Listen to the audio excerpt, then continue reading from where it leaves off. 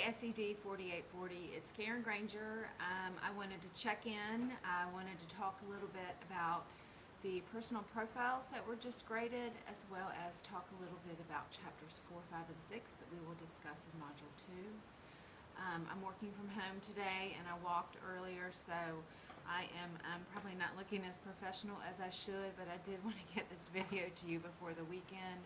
I know a lot of you start school on Monday, so things will get a little busier. Best of luck to you next week, and I'm going to talk a little bit about your personal profiles. So I have some notes I want to look at as well. Overall, these were excellent.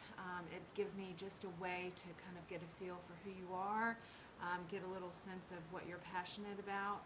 Several of you are talking about the professional development that you're sharing with your county.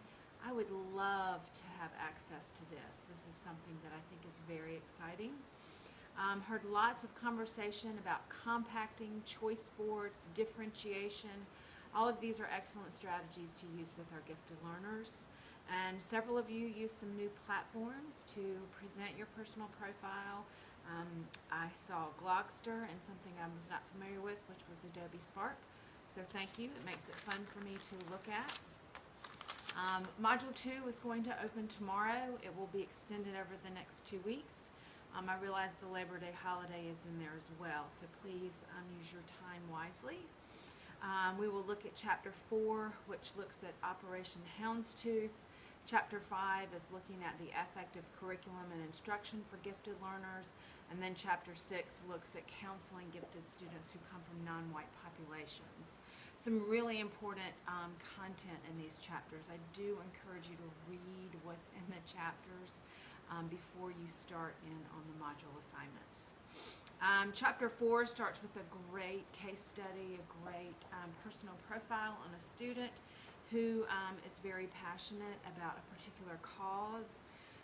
And we see through her passion that her action, her positive action, can fulfill her effective need. It's a great example of what we could be doing for our gifted youth. Some key terms that are discussed in Chapter 4, social capital, Operation Houndstooth, a positive psychological movement. We have to get students to understand their strengths so that there can be more opportunities for them to achieve social engagement. Chapter 5 looks at effective curriculum and instruction for gifted learners. There's some sample lessons in here that I think are pretty powerful. You'll see some affective strategies included in Chapter 5, use of the arts, use of PBL, use of counseling, and then how to tailor effective curriculum and instruction for low-income and minority students is also explored in Chapter 5. Chapter 6 looks at how to develop gifted programming for racially diverse students. There are some conceptual models that are explored that are used for students from non-white populations. There's 2 cases included in the chapter that are not to be generalized across all African American or Asian populations, but they give us an example of the underrepresented population of our African American students, and then oftentimes that overrepresented population of Asian Americans. Please look at the module carefully when it opens. I think it opens tomorrow at 11:59. It will stay open for about 2 weeks. If you have any questions, please post and ask the instructor.